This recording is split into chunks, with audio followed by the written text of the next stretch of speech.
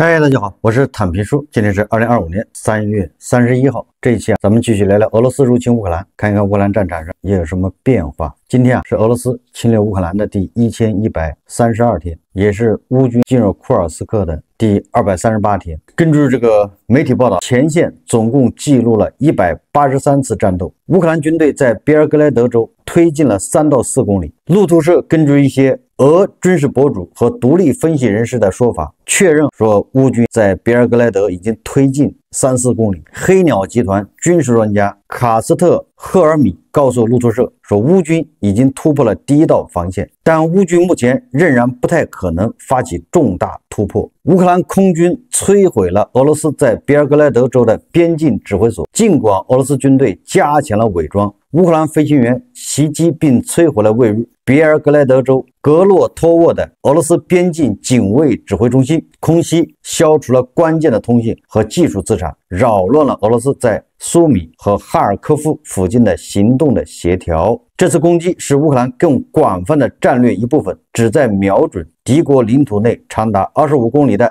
俄罗斯军事设施。这些精确的跨界打击旨在降低俄罗斯的进攻能力，建立一个安全缓冲区，把莫斯科最初的非军事化言论回到自己的土地上。这个迪波老人要求俄军在3月底之前将乌军彻底赶出库尔斯克，现在可以说宣告失败，就是再一次失败。乌军牢牢掌握着库尔斯克100多平方公里的领土，这俄军一筹莫展。不仅如此，乌军还在别尔格莱德推进了4公里。现在根据乌克兰参谋部的说法，乌军又开辟了一个新战场。乌总参谋部3月28日报告说，乌军于3月27日袭击了布良斯克州斯卢霍夫斯克附近国际边境沿线的俄边境检查站。乌总参谋部报告称，这次袭击造成15至40名俄军人员死亡，并摧毁了俄军用于支持无人机袭击苏梅州民用物体、军事基础设施和设备。布良斯克州位于库尔斯克州西面，与乌克兰苏梅州、切尔尼科夫州接壤。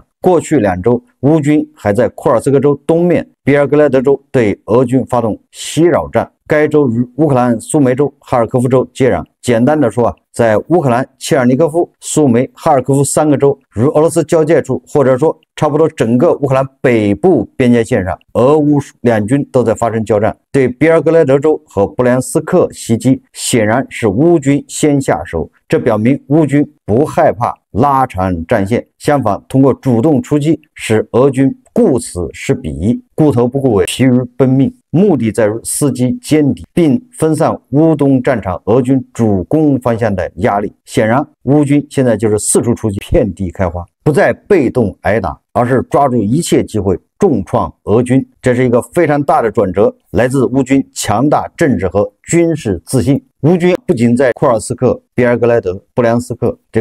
进行主动出击，乌军在波克罗夫斯克也是很有斩获。乌军在突袭波克罗夫斯克战斗中击毙了俄军中将副师长，并缴获重要文件。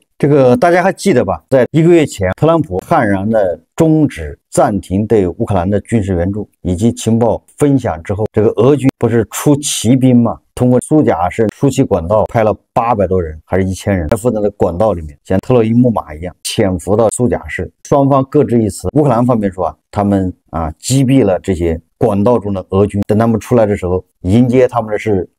钢雨，是吧？集束炸弹、机关枪。但是俄罗斯方面说，当俄军像神兵天将出现在乌军面前时，乌军还穿着睡衣，所以双方说法截然不同。当然了，俄罗斯对这个是大吹特吹吹到什么程度呢？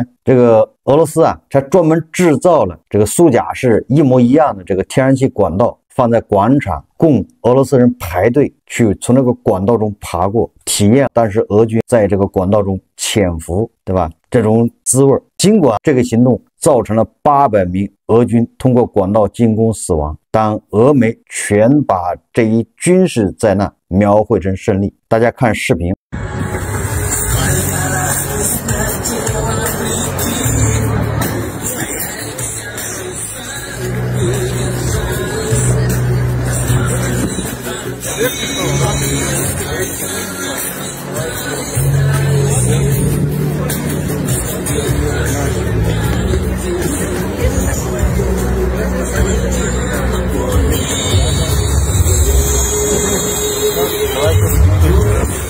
西为地图部。但是根据俄罗斯的军事博主还有其他的媒体报道，在库尔斯克这一次管道突袭行动中越来越多的证据表明，俄军的这个管道行动的后果正在对该部队的健康造成破坏性影响。据参与者报告他们的健康状况急剧恶化，出现高烧、咳嗽和胸痛，导致大量人员住院治疗。也就是他们在这个管道里面待的时间太长了，说待了4天呢，还是6天，就他们带着干粮吃的，潜伏在这管道里面，等待命令发起突袭。这输送天然气的管道虽然先给它排空，把它里面的残余的天然气给抽空，往里充氧气，这个方案似乎不错，天衣无缝。但实际上，天然气管道常年输送天然气，它不是被侵蚀，里面被腐蚀，你光把这个有毒气体给抽掉，再注入氧气，这个是不能彻底清除的。这个俄军士兵在里面潜伏的时间太长，4天还是6天，虽然他们戴着防毒面具据说有戴防毒面具，但是就这样，这些幸存者现在健康状况急剧恶化。我相信这个事，因为俄罗斯从来不把士兵的命当命，他们本身就是耗材，无所谓的，所以俄罗斯人能干出这事。还记得吧？2022年大概是4月份，俄军从基辅外围仓皇撤退，有很多人从河里游过去，其中有一支部队就从切尔诺贝利核电站路过。他们为了防止乌军追击，他们跑到切尔诺贝利核电站污染的那个地带，他挖战壕。他们俄军根本就不知道什么核辐射，没听说过。这支部队在里面待了2天3天，最后他们撤到白俄罗斯。到了白俄罗斯之后，好几百人都住进医院，因为被核辐射造成不良反应。这个咱们节目也报道过，大家在网上可以搜到这个报道。也就是俄罗斯他对士兵的这种身体健康根本就不在乎，因为他们对普京来说就是耗材。所以说这个俄罗斯人突发奇想，通过输气管道输送俄军士兵，不仅伤亡惨重，而且导致幸存者健康状况急剧恶化。根据美联社报道说，普京正准备对乌克兰发动大规模进攻。美联社披露最新细节，据报道说，普京计划发动新一轮攻势，以最大程度向乌克兰施压，并在停火谈判中强化俄罗斯的谈判地位。根据美联社援引分析人士和军方指挥官的消息，随着春季战斗季节的临近，克里姆林宫计划在长达1000公里的战线范围内展开多方向攻势。这个摆明了就是不给特朗普面子。普京准备在这1000公里长的战线发动进攻，先不说他进攻有没有效果，至少是没给董王对吧3分薄面子。董王提出这个停火已经1个多月了，乌克兰已经同意了对吧，立即无条件停火，但是普京一直在拖延。3月30号，《纽约时报》援引消息人士的话报道称说美国军方向乌克兰武装部队传递有关俄罗斯军队位置的情报，并协调了乌克兰军队几乎所有的海马斯导弹袭击。据材料称，此事是由驻扎在德国威斯巴登基地的美军人员负责执行。消息称，每天早上，美国和乌克兰军官都会设定优先攻击目标，俄罗斯部队设备或基础设施。此外，消息称，美国海军于2022年获得许可，协调在克里米亚水域开展的行动，龙特勤部队参与其中。与此同时，美方协调乌克兰无人机对塞瓦斯托波尔港俄罗斯船只进行袭击。后来，在2024年，美国人开始帮助乌克兰武装部队对俄罗斯领土深处。2023年中期，乌克兰武装部队反攻也发生了同样的事情，这一过程由美国协调。《纽约时报》写道目前美乌两国在相互合作的背景下出现了困难，合作关系显著减弱。文章还指出美国据称不知道乌克兰武装部队入侵俄罗斯库尔斯克地区，事实证明乌克兰将西方装备带入俄罗斯边境地区，违反了与美国达成的协议。美国现在不承认说乌克兰把美国武器带入俄罗斯境内，把责任推到乌克兰身上。《纽约时报》好像他说法跟美联社一样，也说乌克兰未经美国许可情况下携带美国装备进入库尔斯克地区，无假大楼，声称这是敲诈勒索，但他们仍未停止支持乌克兰，以免抛弃乌克兰士兵。2023年大规模反攻的故事，这个媒体说，当时反攻主要目标是梅利托波尔。这个大家还记得我的分析吧？我说乌军要取得胜利就是3板斧，哪3板斧？第一板斧就是拿下梅利托波尔，也切断俄罗斯大陆桥；第二板斧就是克里米亚大桥，给它摧毁；第3板斧就是摧毁黑海舰队。那么整个克里米亚就会不战而胜。但是在进攻梅利托波尔的时候，打了有半年，迟迟没有进展。今天美国的媒体似乎报道了中间的这个内幕，但是这个不一定是真的。咱们先看一看，他说美国坚持集中进行一次打击。扎卢日内对此表示同意，也当时的乌军的总司令扎卢日内他是同意的。但是谢尔斯基想前往巴赫穆特，泽连斯基也支持他，结果弹药被平均分配给了梅利托波尔和巴赫穆特，最好的5个旅被分配给了谢尔斯基。美国人对此并不知情，他们只是在卫星上看到了奇怪的动静。原先的12个旅中有7个去了南方，5个去了巴赫穆特，有几个村庄正在缓慢前进。拜登意识到该计划已经失效，对俄罗斯的打击禁令开始减弱。什么意思？乌克兰内部发生分歧，就是扎卢日内他是建议按照拜登的指示，把12个旅集中起来打击梅利托波尔沿线，切断大陆桥。但是泽连斯基和谢尔斯基他们坚持从中分出5个旅去进攻巴赫穆特，是最好的旅。而这一切也没有告诉美国人，所以美国人从卫星上看到乌军的调动之后觉得很奇怪。但我想这是美国媒体一面之词，因为当时巴赫穆特一直在打，这当时是叫普里戈金带着瓦格纳部队，从2022年8月份还是9月份就开始进攻巴赫穆特，打了已经快1年了。这个时候你说谢尔斯基带5个旅跑到巴赫穆特去开辟战场，这个说法似乎不成立。相反，你在梅利托波尔这儿，事实证明苏洛维金防线还是非常坚固的，因为大家也知道，他苏洛维金防线最前面一道屏障就是地雷，地雷都是自动抛洒。你乌军好不容易从美西方进口的那些排雷的机械，对吧？你好不容易在前面开出一条路，首先你很容易遭到反坦克导弹的打击。你开出一条路之后，你的装甲车刚过去，人家集中打，这是第一个。第二就是人家马上给你刚开完的路，他又铺上地雷，他是抛洒。所以说这个乌军在扎波罗热战场吃尽了苦，他是主攻一方。所以这个时候分出一部分部队去巴赫穆特，这个我觉得没有错误。你在扎波罗热你集中大量的乌军部队，实际上没有用武之地，而且很容易遭到俄军的集中打击。所以说后来扎卢日内被免除总司令职务，恐怕跟这也有关系，因为泽连斯基协调不了他和谢尔斯基之间，因为大家分歧比较大。我们再看看外交以及国际援助，德国的后任总理梅尔茨他在媒体上说，他说：“亲爱的泽连斯基，无论顺境还是逆境，我们都与乌克兰站在一起。在这场可怕的战争中，我们绝不能混淆侵略者和受害者。”也就是说德国后任总理再一次声明要站在乌克兰这边，要支援乌克兰。我一直说，这只要英法德这3国站稳了，对吧？拧成一股绳，只要他们支援乌克兰，那么俄罗斯也是必败，俄罗斯没有任何胜算。3月30号，爱沙尼亚和立陶宛国防部长警告说，如果乌克兰战争结束，犹如俄罗斯实力可能增强，波罗的海国家的安全威胁将会增加。根据英国金融时报报道，爱沙尼亚和立陶宛的国防部长表示担心乌克兰战争结束后，波罗的海国家的安全可能受到威胁。爱沙尼亚国防部长汉诺佩夫库尔指出，俄罗斯将迅速重新分配兵力，这将导致威胁等级大幅上升。他说每个人都明白，乌克兰战争停止后，俄罗斯将会很快重新分配其力量。立陶宛的国防部长多维莱沙卡利耶内访问英国时证实了这些担忧。他强调，人们不应该自欺欺人地认为俄罗斯在乌克兰问题之后就会停下来。他说，俄罗斯正在利用停火后的这段时间加速其增强军事能力。也就是波罗的海3国现在已经确实感受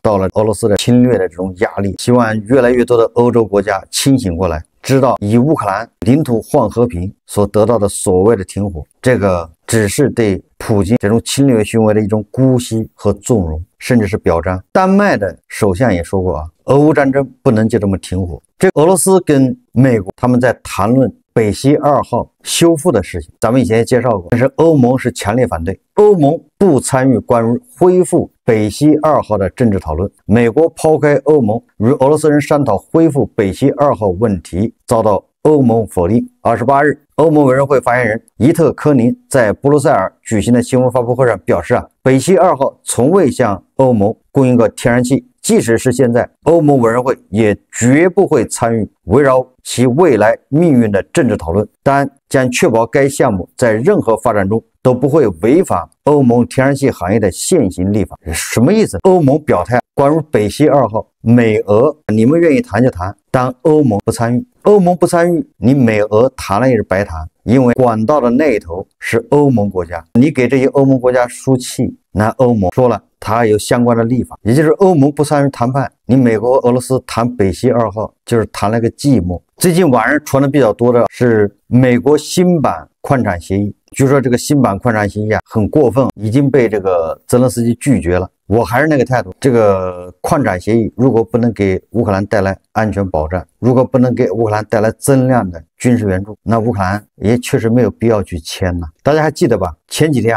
普京在视察摩尔曼斯克州期间提出要在乌克兰引入临时外部管理，以便使民主选举能够顺利进行，从而产生一个具有行为能力且可与之缔结和平协议的政府。这个普京还建议由联合国来接管乌克兰的政权，然后帮助乌克兰进行大选。也就是普京认为这个乌克兰现任政府合法性有问题，已经是过期总统。联合国秘书长在评论俄罗斯总统普京关于在乌克兰实施临时外部管理的提议时，呼吁说请尊重乌克兰当局，并称其具有合法性，也就是人家是个合法的政权，合法的国家，你凭啥你俄罗斯想怎么样就怎么样，让联合国去托管人家？咋不让联合国托管俄罗斯呢？这个让普京又一次颜面扫地，灰头土脸，自讨没趣。正因为如此，这个俄罗斯口炮界的天花板梅德韦杰夫出来叫嚣。梅德韦杰夫在媒体账号上写道，这种说法是可悲的双重谎言。这个无足轻重的人物说的泽连斯基说根本不具备合法性，人家自己选的总统有没有合法性关你俄罗斯屁事啊。当地时间3月30号，据多家外媒报道称，俄罗斯官方车队的豪华轿车在莫斯科街头爆炸。报道说这是一辆定制的阿鲁斯豪华专车，属于克里姆林宫总统物业管理部门拥有。当天，这辆车行驶到距离俄罗斯联邦安全局总部仅几个街区的位置时，发动机突然起火，但普京本人并不在车内。有人认为泽连斯基前几天曾诅咒普京很快会死，可能这就下手了。也有人认为是俄内部人所为。有人受到惊吓的普京外出视察，比如抵达泽莱尼米斯山之前，安全人员对仪战队每个人进行从头到脚的仔细搜查，看有没有士兵携带武器伤害到普京。这个对迎接他的这种仪战部队、仪战兵都要这么仔细的检查。当然了，这个跟印度比起来还是稍微差点事，因为印度在领导来视察的时候，印度的警方和这些安全人员连池塘、连下水道都不会放过，因为他们的敌人太多了。那普京这个专车好像是被人袭击了，有人装了炸弹或者是动了手脚，那是谁干的？泽连斯基前几天说了，说普京可能很快就死了，所以让人怀疑这是不是泽连斯基你们派特工干的。我想这个可能性比较小，这个应该是俄罗斯国内人干的。俄罗斯国内压力是巨大，随时都有火山爆发的风险。虽然普京疯狂地任命自己的亲信做自己的左右手，把自己的亲信安插到重要岗位。你比如说普京签署法令，任命俄总统助理阿列克谢·久明为俄罗斯航天集团监事会成员。这个久明他不是督布良斯克州、库尔斯克州和比尔格勒德州吗？督3州，结果到现在为止也没看见他怎么去前线指挥打仗，倒是到处都有他的身影。说明什么？说明作为普京的保镖久明，他的任务就是看着格拉西莫夫，以防止格拉西莫夫不忠心。从久明任命就可以看出来。还有最近传言卡德罗夫也是异动频繁，说莫斯科时报报道说，援引匿名官员的消息称，车臣领导人小卡德罗夫已经将其3名成年子女以及核心幕僚转移到了阿联酋，并斥资2700万美元在迪拜购置房产。美国财政部公开的数据显示，小卡德罗夫家族在18个月的时间里，通过土耳其空壳公司向海外转移了4.8亿美元的资产，其中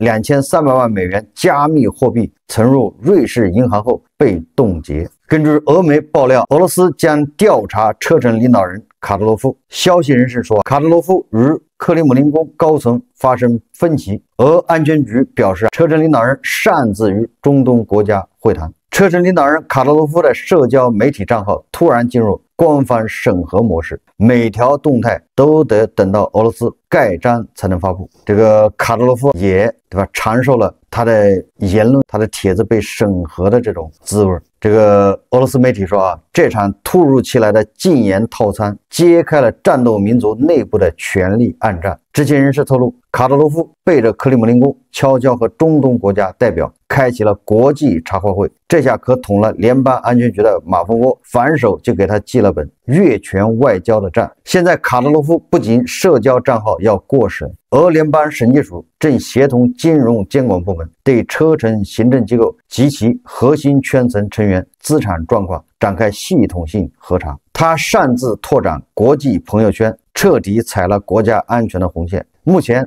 俄联邦总检察院尚未正式启动调查程序。根据司法系统内部备忘录显示，若车臣方面继续违反外交部报备制度，或将启动纪律审查程序。什么意思呢？你看这个俄罗斯国内有多乱。卡特罗夫现在跟普京之间恐怕是离心离德，就缺一个导火索。不是卡特罗夫振臂一呼反了，就是普京让卡特罗夫中毒。就这么两个结局。正因为你看俄罗斯异动频繁，所以普京的座驾才会爆炸起火，应该是他内部人干的。这个战再打1年，地包老人自己不自尽，俄罗斯人也会让他体面，大概就是这么个结局。美国的 NBC 新闻3月30号报道，他说特朗普说，我对普京非常生气，可能对俄罗斯石油加征2级关税。这个特朗普是上任70多天以来，算是第一次对普京说了一点狠话。这个俄罗斯总统普京批评乌克兰总统泽连斯基领导的可信度，这让特朗普感到非常生气和恼火。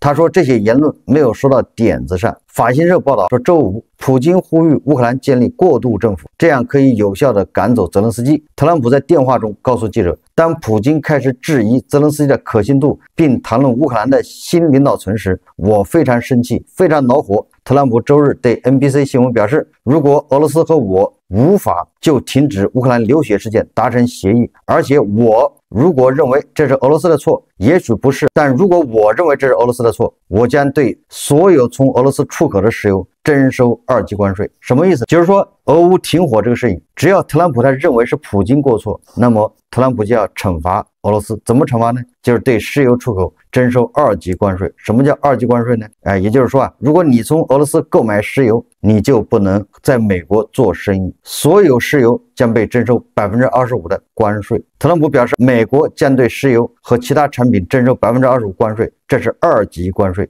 他指出，如果双方没有达成停火协议，对俄罗斯征收关税将在1个月内实施。特朗普表示，普京知道他很生气，但特朗普又说自己与普京关系很好，如果他做正确的事，愤怒很快就会消散。特朗普表示两人计划本周再次对话，也就是特朗普对这个普京尝试着说点狠话，但是狠话刚泼出去他就想收回来。感觉是不是说过头了？是不是让普京生气了？黎叔很生气，后果很严重。现在改成川普很生气，后果很严重。这个可以视为特朗普跟普京第2次通话或者再一次通话之前的一种施压，但是这些施压对普京来说那都是小儿科。特朗普最好是要付诸行动，不要光说不练，让普京瞧不起。好，这期节目我们就聊到这里，感谢大家收看。如果喜欢我的节目，欢迎订阅转发，也可以在下方留言评论。谢谢大家。